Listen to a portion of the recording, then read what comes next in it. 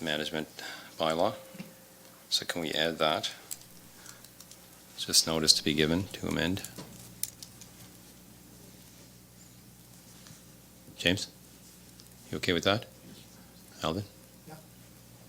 Gilbert, Jason, okay. So we'll need a motion to approve the agenda with the one item added. It's been moved by Councillor Boucher. Is there a seconder? Second by Councillor Martel. In discussion. Questions called. All those in favor signify by raising your right hand. Motion carried. On to item 3, which is review of the April 8 minutes.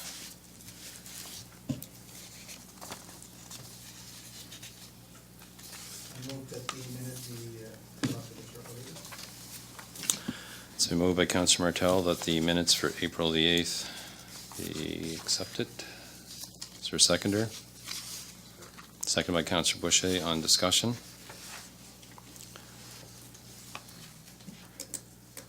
Questions called. All those in favor signify by raising your right hand. Motion carried. On to item 4, which is presentations. The first presentation this evening is the Seniors Take Action Coalition.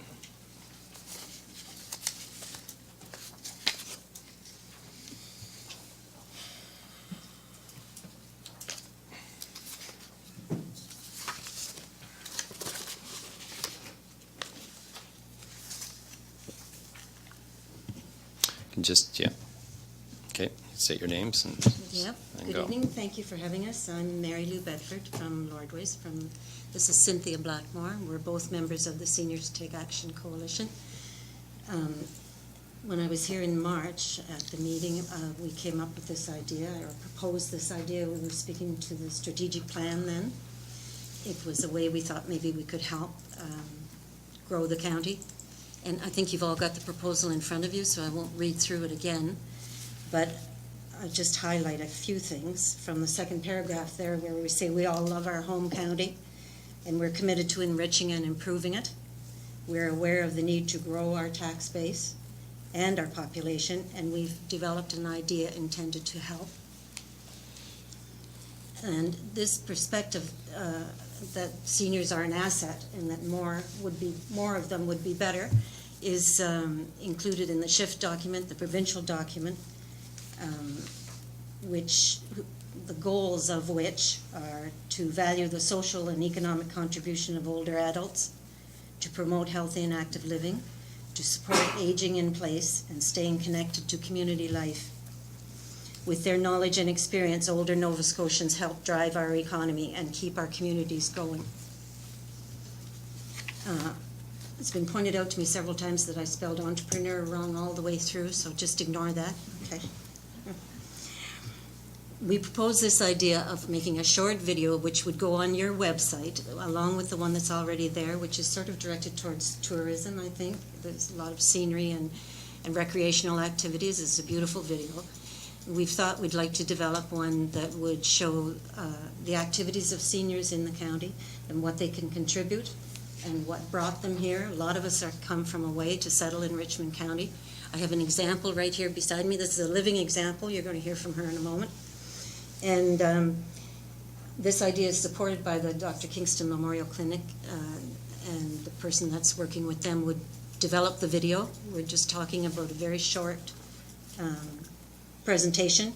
In the last paragraph, or second last paragraph, there says a script might include short interviews with people who've come back or are new to the area and why they chose to come to Richmond County. And these interviews would be interspersed with photos of what they're doing. And for instance, I can think of, Jason, there's the honey man that's moved into Lordways there. There's a fellow that's a beekeeper and he's got a big sign out, honey, I'm home. And they're from away, and they've settled back, they've renovated their home, they've developed that little business. There's a lot of that sort of thing going on now, and that's the sort of thing we'd like to see more of. And Cynthia's going to talk. Cynthia just came back, I think? I came back on June 15th last year. Yeah. I was born in Rocky Bay, and I moved back to Rocky Bay. I wanted to get out of the rat race in the city of Mississauga, so we decided to move back here. And since I've been back here, we've bought the property across the road from where I was born. We built a new garage, we bought a new truck, and we bought all kinds of other equipment. So we spent approximately about $425,000 to $450,000 since we came back. So we did it all here because we wanted to put the money in the community. And there are other people that are moving back that are doing the same thing. They're spending quite a bit of money in the community. But when you first move back here, it's hard to find any information. I'm the type of person that will dig and find, but to find the things you need to do down here. Like, once I got involved with these groups, you learn, but if you're not involved with them, you won't know anything about them. So you need to have more information out there for seniors and to attract us, what there is here to offer. There is a lot to offer. I was really surprised when I started digging into it and finding all the things there is to do.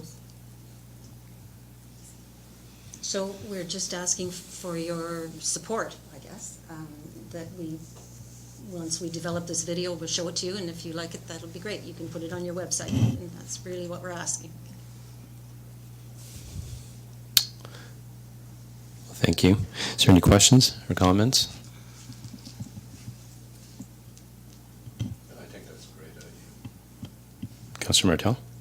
Yeah, I certainly think that's a great idea, and I agree with you that the seniors have a lot to offer, and a lot of times the seniors do want to come back here to Almaden. The ones that have already been here, they've been away, they were very successful. There's a number of people that's already came back that was away from here. They made their homes in Ontario, and then they came back, they sold what they had. They built all brand-new homes here, and they didn't start businesses, but they're living here because they were used to the place. So I think that would be a great idea to have a video, and like you say, maybe put out some more information, even on our website. Yeah. So thank you for the presentation. So would it be all right to go ahead with the development of it, and then we can, when it's finished, bring it in and show it to you? Is that reasonable? And we're not seniors, we're Zoomers. Zoomers. That's the name for the seniors up in Carp, and that it's Zoomers. There's no more comments.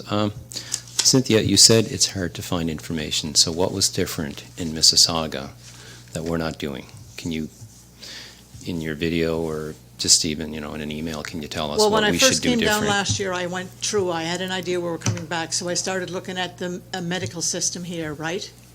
Oh. Which is better. That wasn't a good place to start. No, it's good here. I'm surprised, Really? yes. Oh, well, that's the message we need to get out. Like for the cost to get in the program, and then your pharmacare and all that, I was surprised by that. And I already have a doctor, I had that already lined up. You got to get with the program to get what you want. You got to dig, find out the information. I've had Okay. an incident where my husband had got hurt. I had no problem getting in. I don't know if it was just luck or what it was, and to get things done. The only thing is, everybody quits work at 12:30 here on Friday, or 12 o'clock on Friday. I'm not used to that. And That's because they can't afford to quit on Thursday. if they Yeah. were doing the grudge, and then they just leave, right? I think Randy Delory's looking for you. Who? Randy Delory, is he the Minister of Health? Yeah. You I'm not could be worried, a I good got no- spokesperson for I got him. nothing to hide. Also, like I looked at, your tax base, property tax, which was quite different. Different in a good way? Yeah, for sure. I was paying almost $6,000. Now I'm paying That's right. about $1,200, I think, six. Oh, we're not charging you enough then. We'll change that. So you wouldn't mind like 3,000? It'd be half. No. You got to attract other people so they can pay more too. Okay. Also, I looked like for the animals, like where there was vets, where there was what you had to pay for tags and all that. I looked at, the only thing I'm concerned about is the sewage system, which I just heard him talking about around here. We're not quite used to that yet. Water and sewer, I know you have it in town, but out in the rural areas, we don't have it. We went away in the wintertime and we had a problem. Yeah. Everything Okay. froze up. So Yeah. that's one thing we're not used to, right? People that are coming into town may have to check that out. I know another person that bought my grandmother's property. I don't know if he knows that yet either, so. But there are Okay. people coming that have quite a bit of money. There's money around here that I know, but there's people coming with money to put into the community. And we got to get them in, and they're mostly retired people. Okay. And we have a lot to give, like I'm involved in 3 different groups now with these people already. So when you ask for support, you want support of putting it on the website and staff helping you however they Yeah, can? some ideas how. Not financial support? No. Okay. It's ideas of what you need to know to come into the community, like for your health care, for your doctor, for any information that you would need to establish yourself in the community. There used to be years ago, there was a directory, it might have been 10, 15 years ago. There was a directory with a bunch of numbers, maybe. I mean, right now there's a whole business directory on the website. Things like that are there, but you're talking Even the magazine, I looked at it tonight. the reflections? Yeah, there's just exercise programs, things like that. There's not information on different things that are going on in the community, what you can get involved in, what you can do. Okay. They need ideas, like you come here for holidays, usually you got family here, they take you around, you see things. But you Yeah. need to know what's available to you.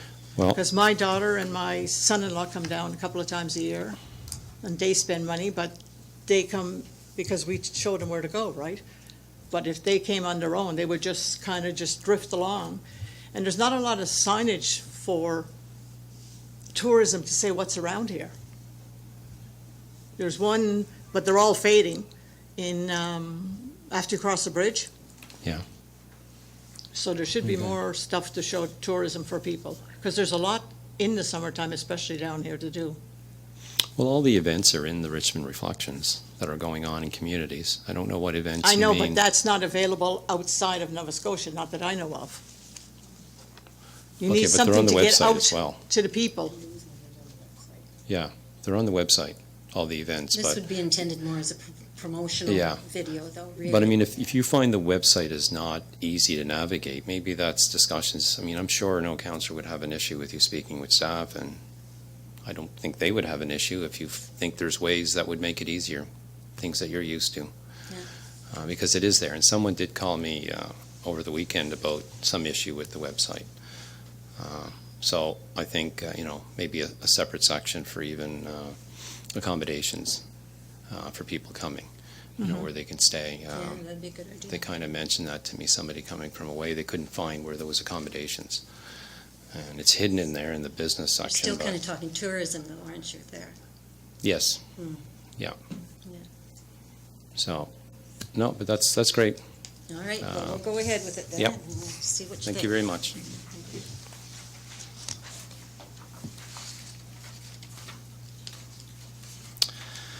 Second presentation is the Pancake Breton Food Hub.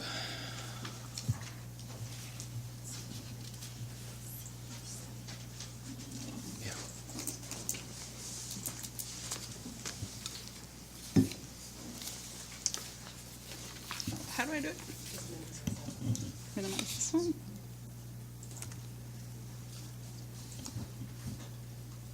Oh. There we go. Does that work? Great. And are these on? Yep. Live? Okay. So thank you very much, everyone, for inviting me in. First of all, my name is Alicia Lake, and I have invited with me a board member, my boss, joining me from downtown Roberta. And I didn't add his name, but he is Mr. Kerry Easthouse. So Kerry's going to help me out tonight. Originally, we planned on Jim Mustard coming in, but I thought to save us about an hour and a half of time, I'd bring Kerry so everyone can go home early. So I think this is my 4th year coming in and presenting, which is pretty amazing. The project's grown a lot, and we're pretty excited to tell you guys all about where we are and where we're going. So first, I just want to pass it over to Kerry, because I think that one of the most important things that we always do is try to focus on, well, why are we doing this work? Why does it matter? Why is it important? And I think it really started with the idea of, how can we help producers get products to consumers easier? So we have a great quote there that you can read, but I'm just going to pass it over to Kerry to talk about his experience with the Food Hub. Sure, so we have a farm in Roberta, Catherine Farm, and we do grass-fed beef and free-range chicken and pork. We've been a producer with the Food Hub since it started, I think 4 years now. 4 years. Going into our 5th season. Coming on 5. So it's been a great experience. There's a few things just I think that it's important to highlight. So as a farmer,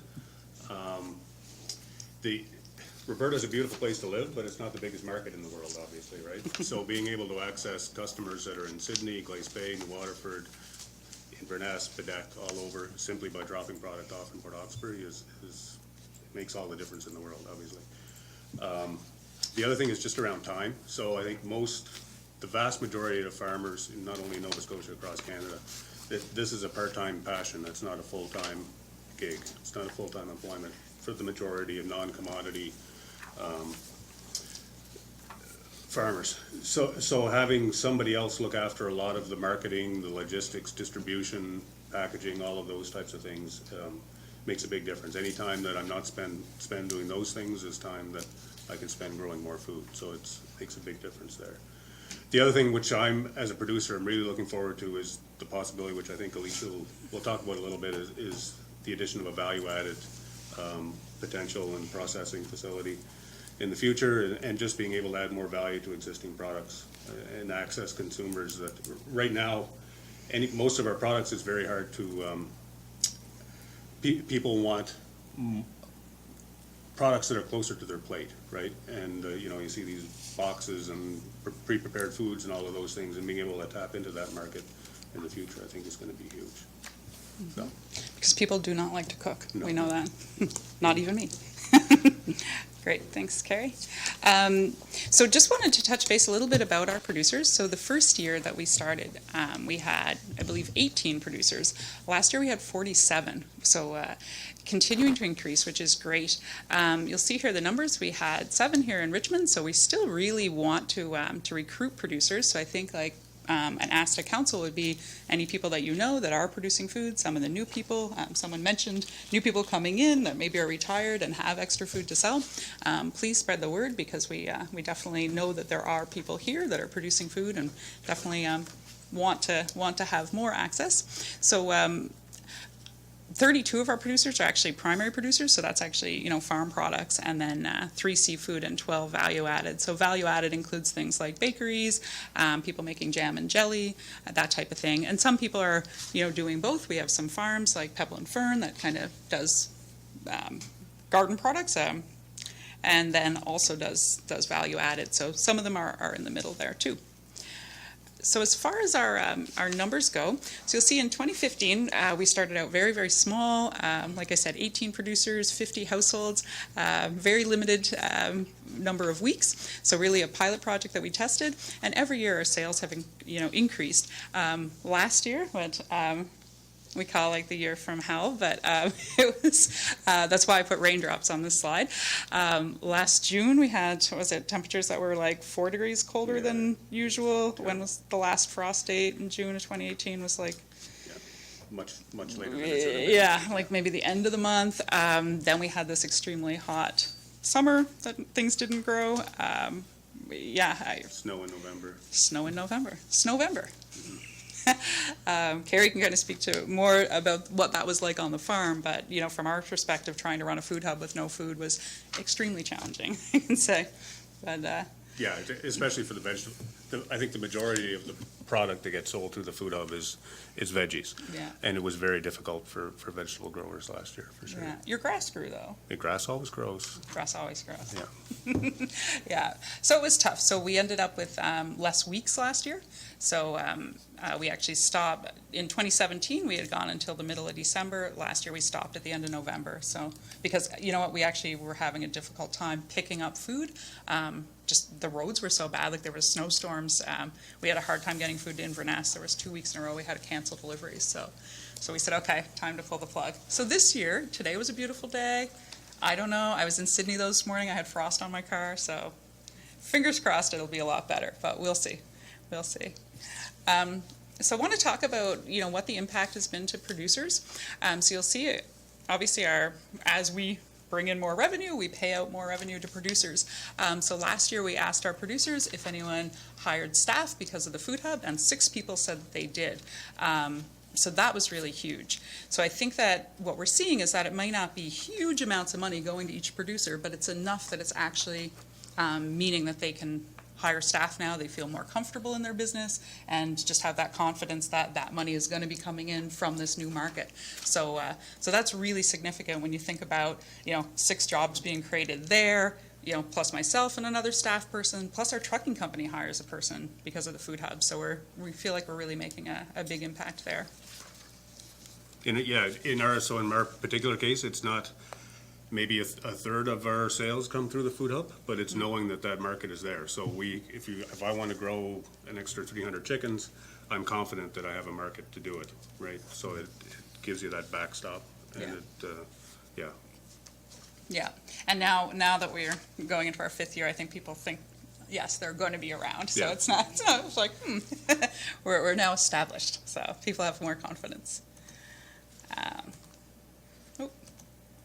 Something messed up with this slide, that's okay.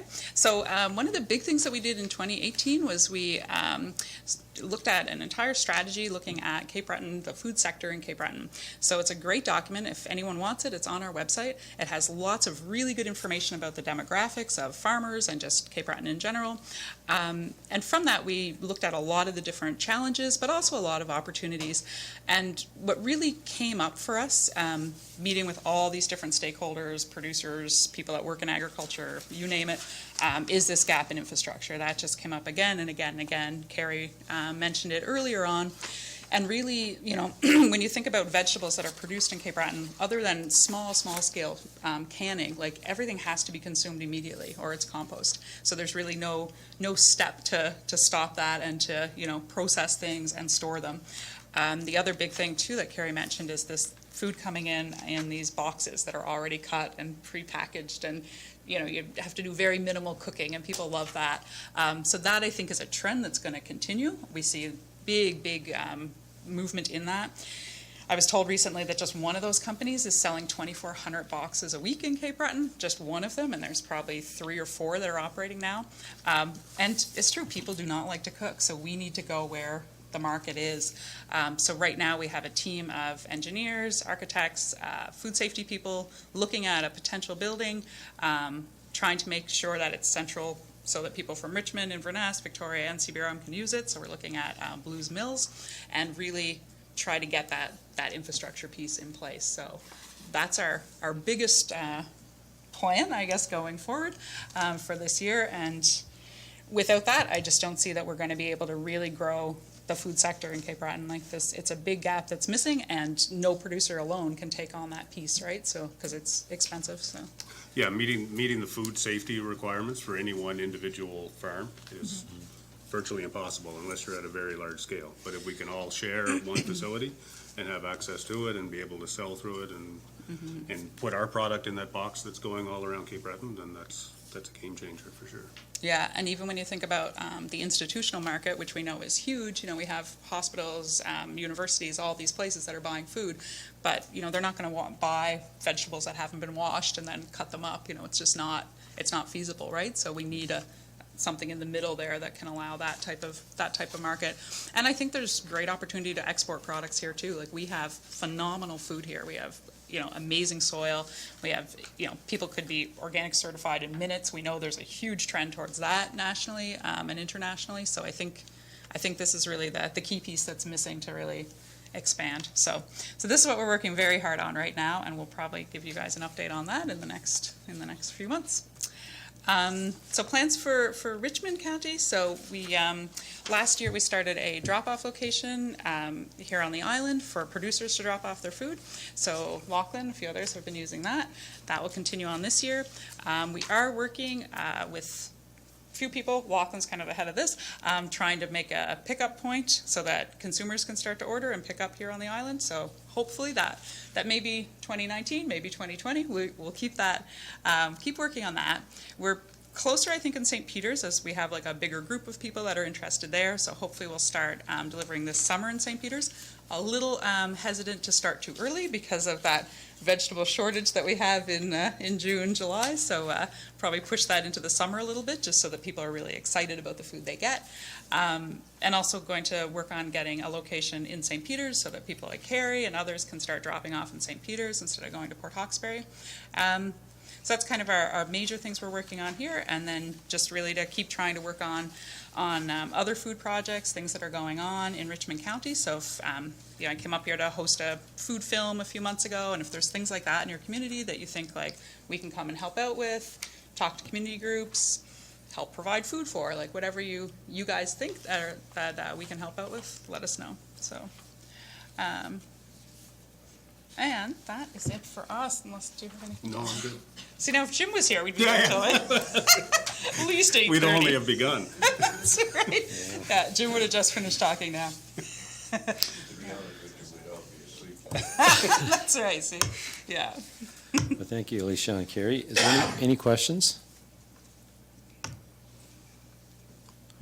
Councillor Martel? Yeah, I'm just kind of interested in the building. You're saying that you're looking at building a building. Would that be like for value added or just for kind of, just to meet the regulations that food have to be in a certain way, cleanliness, whatever? Yeah, so kind of what we want to do, because we think this makes the most sense, like financially, is to try to create a space that would allow as many producers to create as many things as possible. So kind of like thinking about it in phases. So one step would be to have a place where vegetables can come in and just get washed and chopped up, and then that could be for the boxes, added in with the meat, like those good food boxes, let's just call them. Yeah. So that would be kind of one step. And that would also allow like some chopping and things like that that would then maybe allow us to sell to hospitals and institutions, because they have very strict guidelines of how things need to be cleaned and also prepared. So they have like a certain thickness that carrots need to be sliced in, for an example. Like, yeah, so again, not possible for farmers right now, but if we could do that. And then next stage would be having facilities for drying and freeze drying food, so then we can like extend the season, so we can get all these things that are ready in August and then sit in compost. So if we can process those and then store them. So freezer storage capacity is really limited in Cape Breton, except for in the fishing industry. So we know we have a lot of meat producers partner with fishing companies and store meat, but it doesn't work as well with vegetables because for various reasons. So that would be one aspect. And then another aspect would be like a kitchen that entrepreneurs can come in and use to create their own products. So then that would be like a food safe environment. So then they can like actually sell them to retail stores and so on, and do like larger batches of things. Like we had one person move to my county, Victoria County, last year that wanted to do a granola business and like could not find a certified kitchen to do that business in, and ended up not starting the business. And we think like, that's not great. When we talk about like wanting to attract entrepreneurs here and attract these new businesses, like we need that infrastructure in place, and it needs to be accessible and affordable, right? So so so these are kind of imagining these components all kind of fitting together into one package. So the small producer farmers would need that to kind of grow their business to keep going because of the fact that they can't keep up with the regulations and stuff. Yeah, exactly.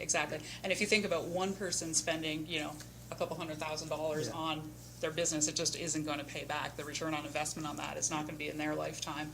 But if we have, 47 food producers right now, even if half of them could use that facility, and then others that, that we bring in, maybe new businesses, I think then it starts to make sense, right? Because it's being spread out between a lot of different people. So did you look at like the cooperative model and having? Yes, so everybody we're actually a nonprofit co-op. Okay, So, oh, yeah. Okay. And I think, like, we talk all the time about economic development. My degree is in economic development, and the co-op model is really what worked. You think about the fishermen, that formed cooperatives way back then, like that really worked in Cape Breton. So, I believe it still can work in Cape Breton. Like that makes sense, right? We don't have the resources for everybody to do their own thing. We can only succeed when we work together. And I think we're really showing that too, Yeah. There's a lot of opportunity there. Yeah, absolutely. Okay, Yeah. thank you. Any other questions or comments? Can you guys explain, you kind of spoke of the food pickup. Can you explain just for the listening audience how people can go maybe on your website and Yep. when they want to do the orders? Because you didn't speak of that Yeah. Oh, here. Yeah, gee, we didn't even really It's explain what most- we are. Thank Most you. important thing, really, so the public.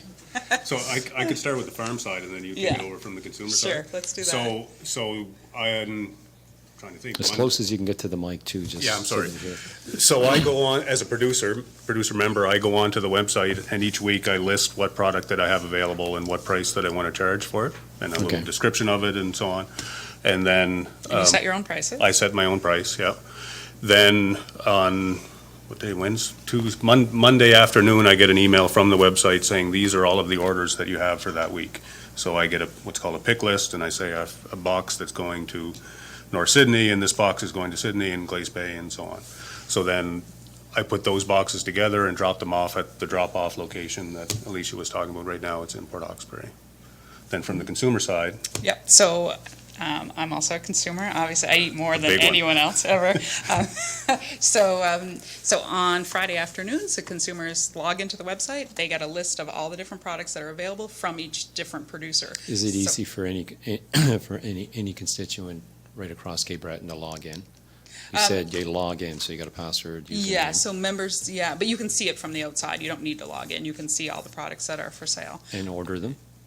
If you, yes, as long As a as you member. can pick them up in your area, right? So, yeah, so our, both our producers and our consumers have a $50 membership fee a year.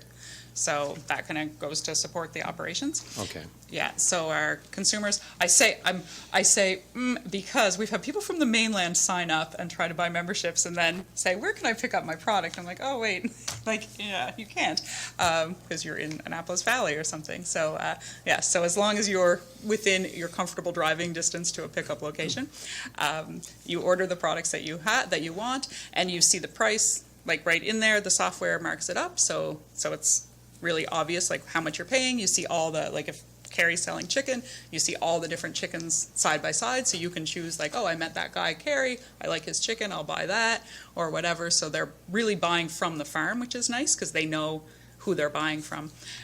So they pay with a credit card, and then on Thursdays, they pick it up at one of the locations. So last year we had 7 locations, and now we're hoping to expand, so. and then I get a check every 2 weeks. And then he gets a check every 2 weeks. It's just that easy. Yeah. And we also work with restaurants, and they just get delivered like directly to them. So, yeah. So So it is pretty easy. we make it so easy. It's So unbelievable. some of the numbers you have there, like you have 12 hub producers in CBRM, but yet the dollar value, are these bigger producers? Yes. Dollar value is so much more. Yeah, yeah. So in CBRM, we do have some of our larger producers. You'll notice the CBRM figure went down last year, and that's because one of our largest producers had a big fire the previous year, so they weren't able to supply last year, but they're going to come on again this year. So, yeah, but larger producers for sure. Okay, and you say you have 7 here in Richmond, of which you're one. Carrie's one, Lachlan's one. Okay. So like last year, there was an ask, there's no There ask. is no. So what we're doing, we're asking each municipality for $15,000, and we will send that to you in a proposal. And we know that we've had the discussions before Yeah. about the size of the population and everything, so we trust you guys that you will do what you think is right and help us out how you Oh, can. no, it definitely So, is a good thing, for Yeah, sure. yeah. Okay, we'll wait for that, Great, that proposal. okay, And if you can get it to us as soon as possible, because we're in budget deliberations now, so okay, great. sooner the better. You'll have it tomorrow. Okay, Okay. okay. Great. Thank you both for your presentation. Yeah, thank you very much for Thank having you. us.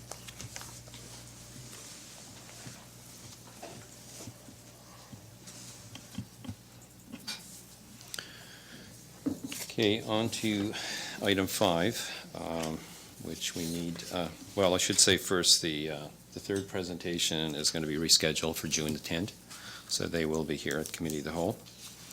On to item 5, a motion to amend something that was previously adopted. I think you all have a copy of the minutes where it was moved and seconded, and I believe the biggest issue is the PID that we had included in our motion was not the actual property that the church is on, correct?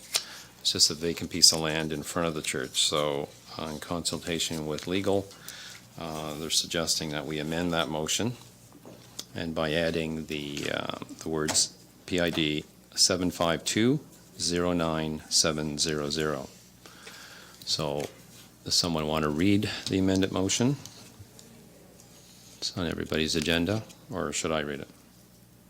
Can't move it, but the motion is, the new amended motion will be that the committee recommend to council that notice of registration of properties PID 75033-100 and PID 752-09700 be placed on the municipal registry of heritage properties, and notice of such registration shall be sent to the Diocese of Antigonish and to the Whiteside Church Preservation Society, and that a copy of the registration shall be deposited in the Registry of Deeds for the district in which the municipal heritage properties are located.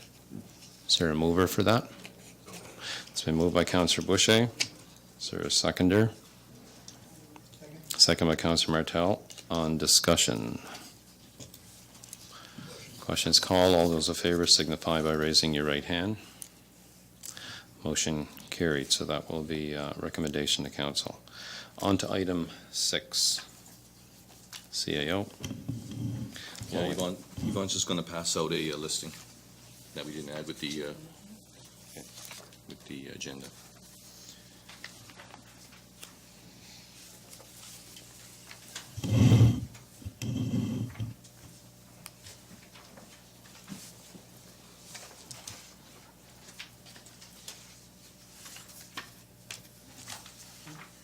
Okay, so regarding an email I received, we were asked to do a little bit of work on a potential low-income tax exemption policy, or just to look into low exemption tax policy. And just for your information, I provided you with the section 69 of the Municipal Government Act that does permit for the low-income tax exemption. And you guys can review that at your own convenience. And so the list you got there is a listing I received from a person that I hooked up with that does a lot of the low-income policy updates, and he sent me that. And if you look at the listing rather quickly, all municipal units are listed on there. It does indicate with a nil those that don't have a policy. I believe there are only 3. Every other municipal unit has a policy related to low-income tax exemption. So, if you want to look at those items, I mean, there's quite a few variables in there that you have to take into consideration before you decide to create a policy. There's obviously tiered systems. There's obviously income thresholds.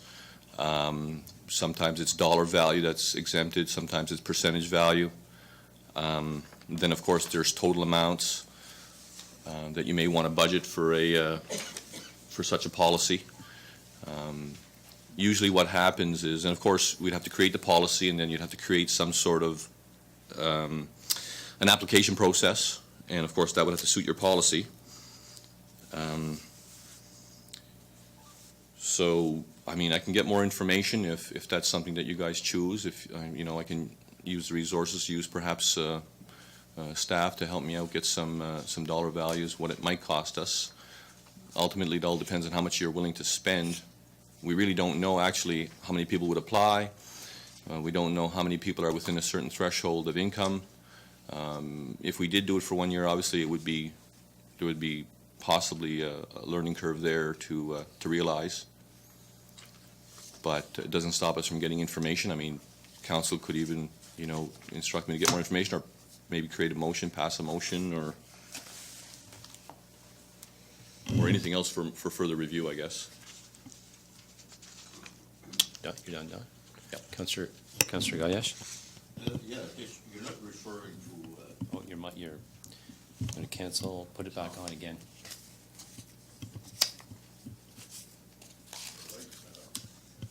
There it is, yeah. Okay. Don, you're not referring to old age security pensioners. No, this is... I see where you got... Yeah. This is low income, which means everybody, Correct. doesn't necessarily refer to old age. That's correct. If you're 65 and over, you have the tax up to $800, half of your property tax and Well, that's sewer. to the provincial government. That's right. yes. So that's already there for those people. But Has this there is been for low any income. inquiries locally? Over the years, I get maybe a dozen or so inquiries from residents when they were calling me about their tax bills and how they were going to pay them and whether or not the county had a low-income tax exemption, and I'd only refer to them to the provincial program.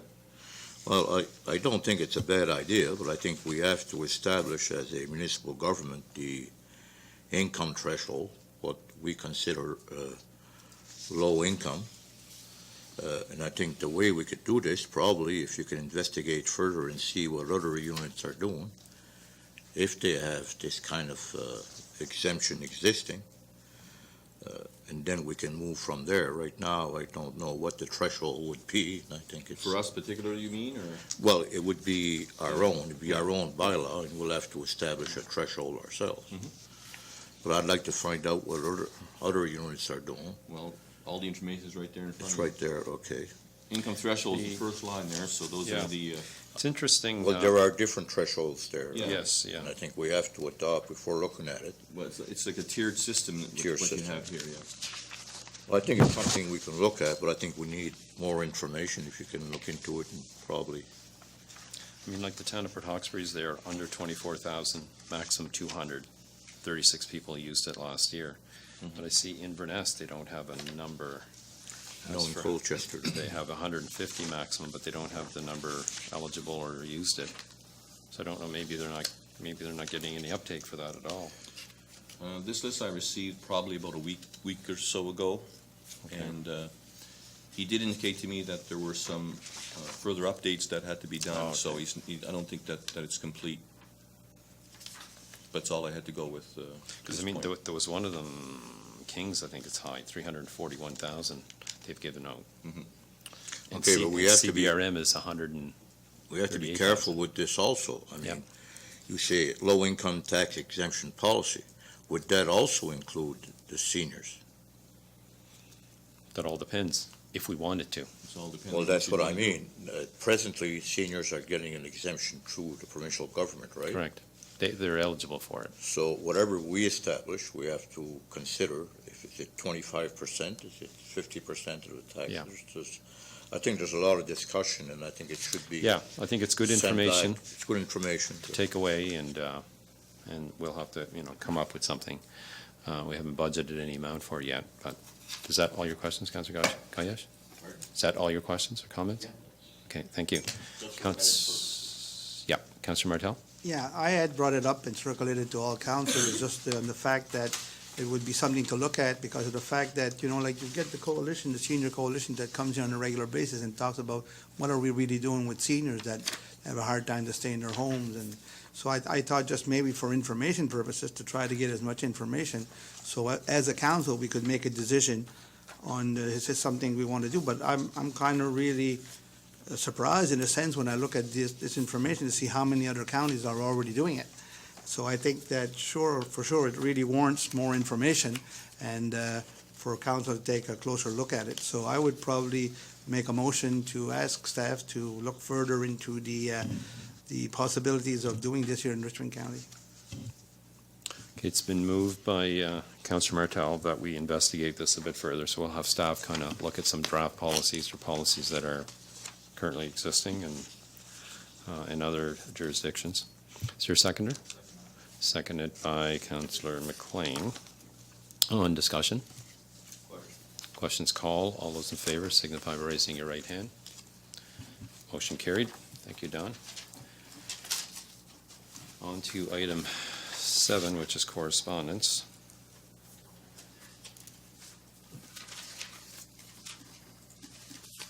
You doing them or am I? Okay. The first one is from the Straight Richmond Healthcare Foundation, and it's a thank you. Everybody has a copy of it. It says this hospital could not do what it does without the generous support of a caring community. We wish to thank you for your $5,000 donation, and this is the foundation. It was greatly appreciated by all members of the Straight Area Healthcare Foundation, Erin Richard, fundraising coordinator, and the board of directors. So that's under our type 4 grants. We've given 5,000 to all the healthcare foundations. Okay, on to action required, which is the, Don, there's. Okay, we had a few, So we had a few requests for tax write-off due to fire. The first one is for a letter concerning Alfred McNamara, dwelling located in Hospital Road that was destroyed by fire.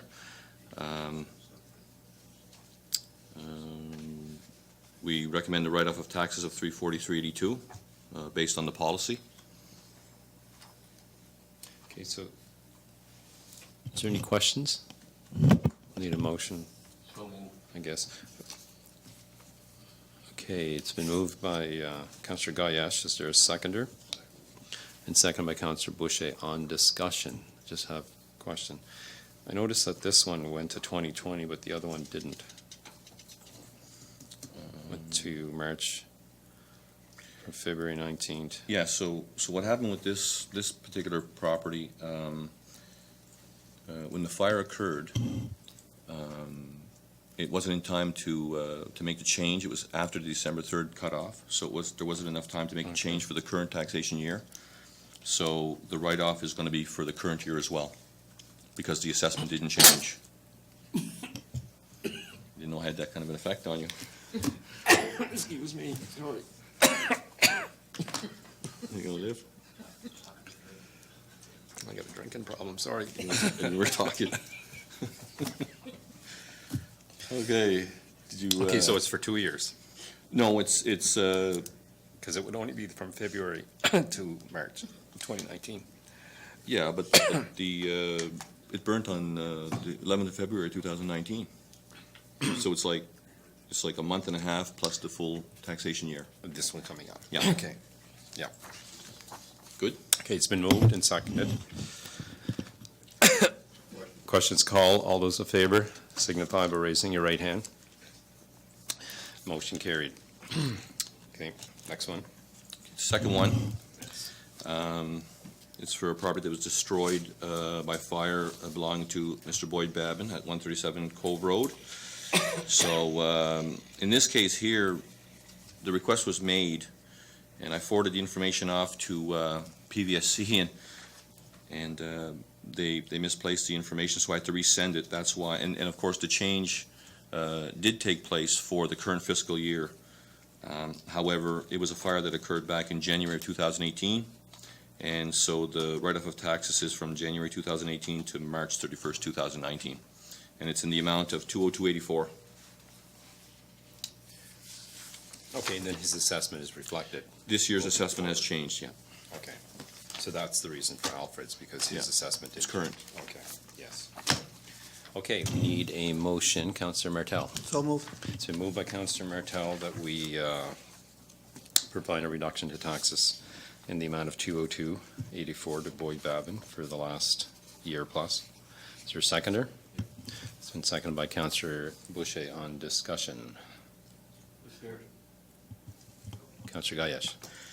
I'm sure that, I know of other properties that are in the same position where they recently got a fire, so all they gotta do is make application to the municipality or They just have write to, a letter yes. or Yeah, they've got to send a letter to me. send a letter to you and you Yeah. send it to the property valuation services or? Well, I'll just send, looking to get confirmation from the PVSC people. As long as they send me the letter indicating the date that the fire occurred, Okay, the location. there's no time limit, like, Well, no, there isn't, but I mean, usually what'll happen is that when they get their next tax bill and they see that their taxes include the property that's been destroyed by fire, they usually call me anyway. okay. Good, thank you. Yeah, and I think it said in the bylaw, it is retroactive. Yeah. Yeah. To the date of the fire. So even if they wait a year or two. But it has to be, That's in this case. and it has to be completely destroyed by fire. There can't be partial, the policy doesn't permit for partial damage. It's total, because the PVSC show building and then they show property. Yeah, and the only thing on those two Deducted. accounts were property remaining. Okay, it's been moved and seconded. Any more discussion? Questions called. All those in favor signify by raising your right hand. Motion carried. And item C. Okay, I got correspondence from our engineer, Chris Boudreau, regarding the Landry Lake Water Utility Board and the Advisory Committee appointments. So it looks like we need some appointments from council to fill those positions. The Watershed Advisory Committee, we need one elected official, and I think the board itself, we need two. Boards of the utility. Is it the utility board? Yeah. I think we need two for that. It's too bad Chris wasn't here, because I noticed Inverness is included in the advisory. Inverness, is that because of the water? Maybe McIntyre Lake is in Inverness County, right? Part of it or something? Well, it may mean that there are some that. Or the lake, there's one lake that feeds into this Landry Lake. Yeah, it, Maybe you put your mic on, Councillor Bushy, just for the public. I think the ex-councillor, Jerry Burke, would probably be more he versed in that than I would, but my understanding was years ago, Port Hawkesbury wanted a water supply, so they changed the boundaries in Point Tupper and gave Port Hawkesbury the McIntyre's Lake. Okay, So because I it's not- noticed Inverness County is not on the board, but Inverness County Yeah. is on the advisory They're on the committee. advisory. So yeah. I just found that odd. But now we're coming through to Landry Lake. We're not going through well, the water, McIntyre's Lake Yeah. anymore. the water may go to. Okay, so- Port Hastings too. McIntyre's Lake. Landry Lake's in Richmond, but, Yeah, if the water supply is going to Port Hastings, then that's why Inverness would be involved. oh, okay. Oh, Okay. yes, the Assuming tracks, that's why but the they did lake that way. itself is, I mean, I can check with Chris. Yeah, okay, so do we want to make the appointments now, or we'll make them through email and put them on council? Well, we can make them from now till the next meeting, or do you want to make them now? One elected official to the advisory committee, because the representative is automatically Chris's. Chris is automatically Chris is there. on it, and I Yeah. think I'm. But that's on the it as well. advisory, but the utility, the board as well of directors, we need two. Well, all it says here, requested that council to appoint an elected official to the advisory committee. Yeah, that's for the bottom part, but above the Landry Lake utility. Yeah. It's formed, the governance of the utility is by board comprised of two elected officials and one alternate from each town and municipality. From each, the town and municipality. So that's the top part, Councillor Gayesh. Okay. Yeah. So we need two for that. Who wants to sit on that? Don't all put up your hand together. Yeah. I don't mind sitting on that one. I'll put my name for the board. If there's no two others. Well, we'll need one. Who else? Councillor Gayesh? How often these committees meet? 3 times, 4 times biannually or max, and emergency meetings. So quarterly, I should say. Is it 4 times? Did I read that somewhere? I thought it was. It says they'll meet semi-annually, Yeah, and special it's meetings will once. be called. Yeah, it's every At least 3 directors are required for a quorum, so you need one, well, it says three directors. So out of the 4, you need 3, so you need 1 from each unit, because there'll be 2 in Port Hawkesbury and 2 in Richmond on the board, what we're picking for now. So you'll go on it, Councillor Guy? Okay. So everybody's okay? Okay, so there's myself and James. Now the advisory committee. We'll get a motion for them all. Advisory committee, who wants to go on that? Councillor McLean? I have no idea when they meet, and they often get together for the day, so it makes it next to impossible for me to get there, so I'll say no to that. Okay, Councillor Guy, Boucher? Councillor Martel? Okay, good. Okay, so now we need a motion to appoint myself and James, Councillor Gayesh, to the Landry Lake Water Utility Board of Directors.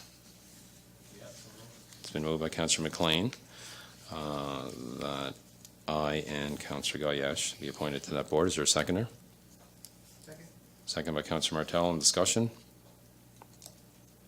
Questions called. All those in favor signify by raising your right hand. Motion carried. Now we need a motion to appoint Councillor Martel to the Landry Lake Watershed Advisory Committee. It's been moved by Councillor Gaillard. Is there a seconder? Second by Councillor Boucher. On discussion? Questions called. All those in favor signify by raising your right hand. Motion carried. On to the next item, D, I guess. We received correspondence from Straight Superport regarding our nominee for the county that serves on the Board of Directors. They've indicated that he's no longer eligible to serve, so we're just looking for permission from council to be able to advertise that for that position, which is position at large. So move, you do so. Okay, it's been moved by Councillor Gaillard. It's been seconded by Councillor Martel that we will advertise to find another board member for the Strait Area Superport. The Strait of Kansas Superport, sorry.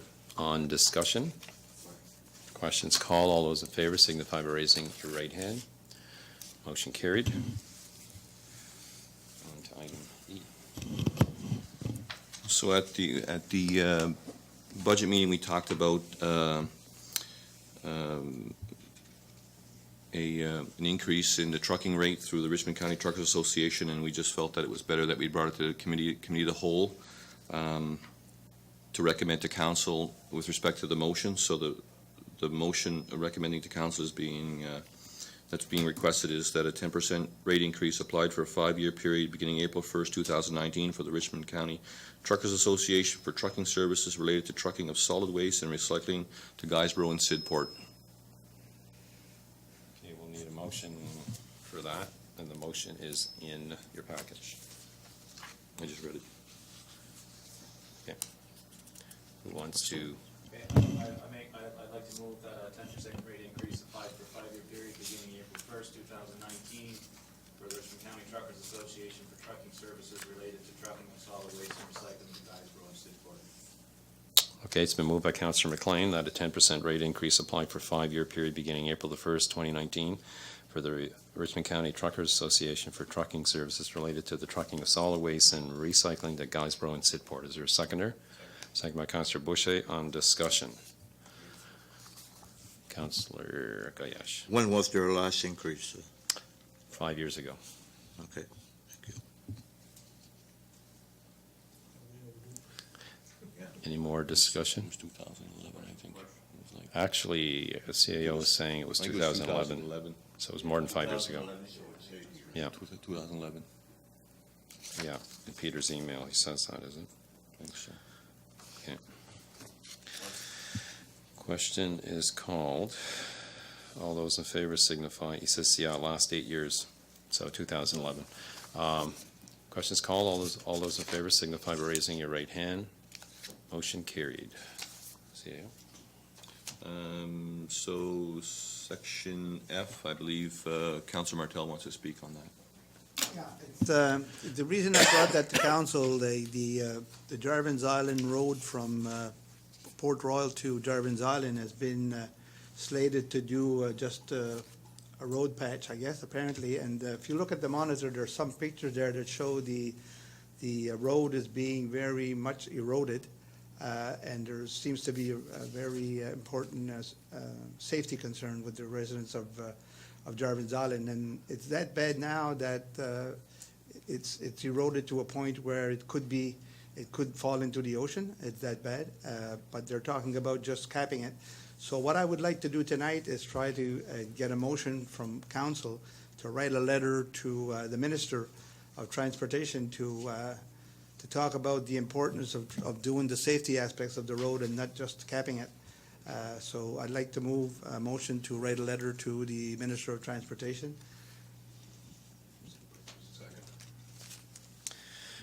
It's been moved by Councillor Martel that we write a letter to the Minister of Transportation expressing, I guess, the concerns with the Jarvin's Island Road. There was a different name for it. What was it? It's called the Jarvin's Island Road. That's what it's called? Yeah. Okay. I mean, there's more to it than that, but that's just, if you look at that picture So there, it's the whole, that's the roads are being oh, that's the eroded. 20-meter drop, okay. Yeah. So, I mean, there's, Because the picture I had And was dark. and I think that if the CAO wants to consult with Gloria Hill, she'll probably give you more details on what the concerns are, so like that we could kind of address those concerns with the minister. That's okay? Okay, so terming it the Jarvis Island Road is okay? Yeah. Okay. Jarvis Harbor Road, okay, Yeah, so we'll yeah, make that sure. motion to write a letter to the Department of Transportation to the minister for the Jarvis Harbor Road. And is there a seconder? Second by Councillor Gayash on discussion. Questions called. All those in favor signify by raising your right hand. Motion carried. On to the last item. So the last item is correspondence that I received from Terry Doyle, the CAO for the town of Port Hawkesbury. And it is a request from the Nova Scotia Community College. And they are requesting permission to use our joint industrial park just in Port Hawkesbury as a training site for students that are enrolled in the heavy equipment operator course. Terry's indicated that his council has been supportive of it and believes that it'd be a good thing. They could do maybe some cleanup and take care of the overgrown areas in the park itself, and it'd be good to provide support for the college. So moved.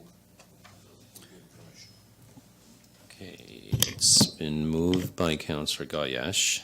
We need a seconder for discussion. I see a lot of mics on. I will second that. And seconded by Councillor McLean on discussion. Oh, Councillor Boucher first. Oh, okay, go ahead. Thank you, Warden. My only concern with doing this, and I'm in favor of having the school, the trainees working on that property, but I want to know what kind of condition they're going to leave that property in when their courses are over. Because my experience of going around the country and seeing some of these training facilities, they certainly leave an awful mess around there. And it's very dangerous because there's ponds, water ponds in there, and stuff like that. And so I'd like to see, before I approve anything, I'd like to see what they're going to do with it when the course is over. And I think it should be inspected by us, being as it's part of our property. Do you want part of the motion, just since there is a motion on the floor, do you want part of the motion? Do you want to amend it to have that in, that the property gets left in similar state to?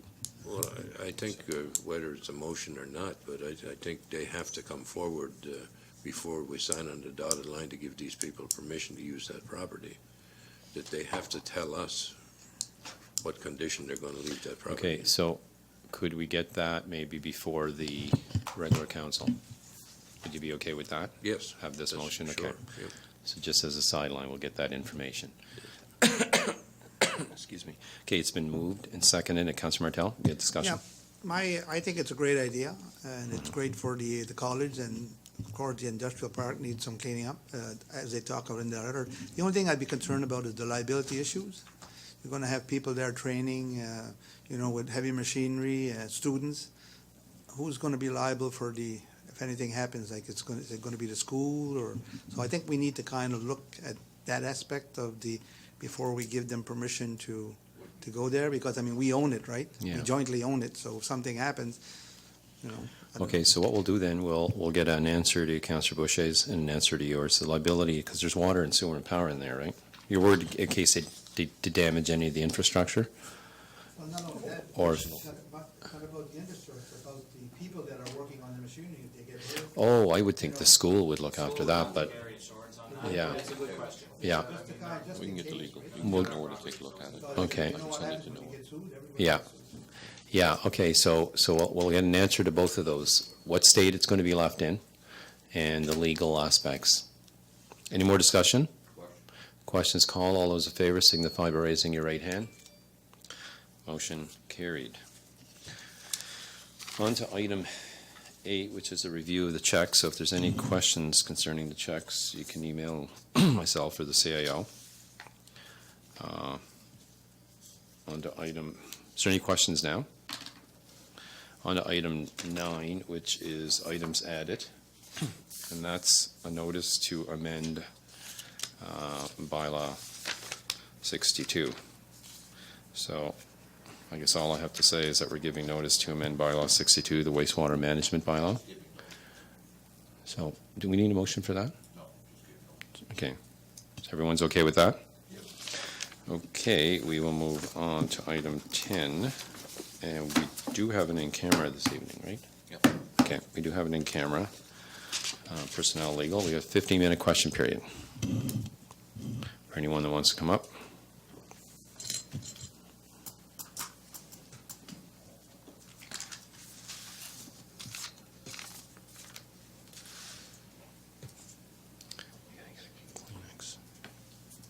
Okay, just hit your mics. State your names. Okay, Ellen Poligato. Gina Stanley? Okay. Okay, so we would like to address an issue and a concern about getting an issue addressed by council. The issue is in regards to questionable expense claims. Okay, hold it, hold it. That's not on the agenda. It would fall under, so I'm not going to speak about the expense claims. I'm speaking about the concern about getting it addressed, which would fall under number 7, correspondence, because as you see as I go on, I will explain how it connects to correspondence, because it specifically has to do with correspondence. It's not on the agenda. Yeah. So Okay. you push the word protocol. I've heard you push that many times. We have, it's been here since November. It's not written, but we follow question period, items on the agenda. We've stopped other people from asking questions because it wasn't on the agenda. So if we continue to follow that protocol, this is not on the agenda. Okay, so Warden, how if a resident has is making correspondence with the council, and council does Okay, I'm going to not, let this go, just for information's sake. Continue. and council does not reply or acknowledge the concern that the resident has, what is the path that they should pursue? I believe- Sorry, I'm just going to add something I to it. believe you've had answers to the question. There's been some replies to it. Can you share that? There was one reply that you said to the email. Councillor McLean replied saying that he was in receipt of the communication Okay. And you had another reply that there was no discussion to be had. by the interim CAO. But Correct. we did make 6 inquiries, 1 to all of council and 2 to the councillor that's in question. Okay, so the only method for you is the individual councillors or municipal affairs is the next. That's something you have to decide. If you have an issue, there's many residents that have issues that council supposedly hasn't dealt with, and they've gone to municipal affairs. Does council not deal with council issues, not Yes, they municipal do. affairs? Yes, they do. Yeah. So we're just wondering why we have no reply from the warden of the county. That's it. I'll get you a reply then if that's what you want. Yeah. Well, it's been 5 weeks, so Mhm. So you're directing us to municipal affairs, but I know that you have stated that municipal affairs doesn't intervene in situations where council polices themselves. So this would be an issue where council should be policing themselves. And I just want to read something from the Code of Conduct. It says, members are Okay, agents of the okay, public whose okay. primary objective is to address the needs of the citizens. Mhm. So we're in a position where we do not want to make this a huge issue in the media, although it is public information that we're speaking about, but we prefer for the council to be able to address it themselves and give the benefit of the doubt that maybe these questionable expense claims and potential conflicts of interest have no basis. Maybe we're wrong. We're not accountants. Maybe there's some really good explanation for all of it.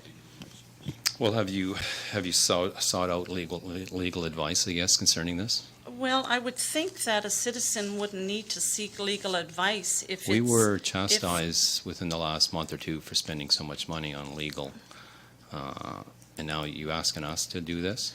If I'm you not think they're questionable, you need to come to us with the proof they are. I'm not sure if that relates directly to our concern that we're trying to get a concern addressed, and we're trying to do it in a respectful way for council.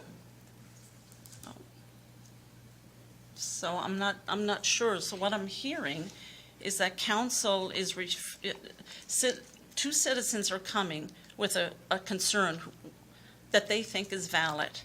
However, council is not willing to engage with that issue, to see if there's any basis or validity to that issue. Tell you what, I'll sit down with you guys and go over it. Is that okay with you guys? That would be absolutely Okay. wonderful. I'll sit down and we Yeah. can go over it. Yeah, and I guess just so that I'm clear and everybody, all the other councillors are clear, is each councillor okay that he sits in private with both of us? Or does somebody else want to be present during that discussion? Yeah, I'm fine, I don't need to be there, I'm fine. Should be anybody else in the room besides yourself? Because usually with something like this, it's not appropriate for one person to be there by themselves. I'll record the conversation if you're okay with that. Pardon? I'll record the conversation if you're okay with that. Yeah, no, I was thinking more about you. I mean, there's two of us and I trust you. yourself, and that would be great. Okay, can we set a time right now? Not right now, no. Okay, We'll could you give me correspond a through email. timeline? We'll correspond through email. Okay, We'll try to but set something up. just again, so that if I have to come back to this, I would like to be able to have a time frame. So would that be like 1 day, 1 week, 1 month that you would get back to me? I'll correspond through email, Okay. a time. I'm not sure the reluctance to give me some type of Well, time I mean, frame. I just, until I really sit down and think about it, as for needing some time Okay.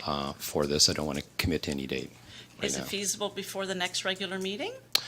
I can't say yes or no to that neither. Okay. Okay.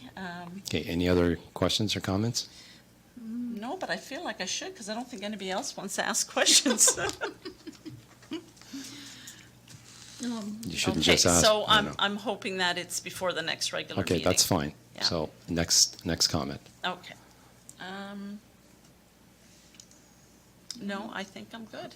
Great, Yeah? great. Okay, thank you.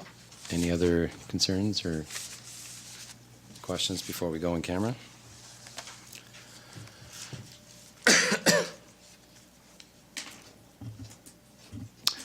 Going once? Going twice? Robbie, you're gonna disappoint me if you don't come up and say a couple of words. Not feeling good yet. Okay, we will need a motion to go in camera. It's been moved by Councillor Boucher. Is there a seconder? Seconded by Councillor McLean. One use. On discussion? Questions called. All those in favor signify by raising your right hand. Okay, we'll go in a couple of minutes. You want to go out? Yep. Okay, no problem. For session, we have a motion. Councillor Boucher, your mic, I mean. Okay. Thank you, Warden. I move that the committee recommend to council that Don Marchand be appointed as the Chief Administrative Officer for a 1-year term for the municipality of Richmond County.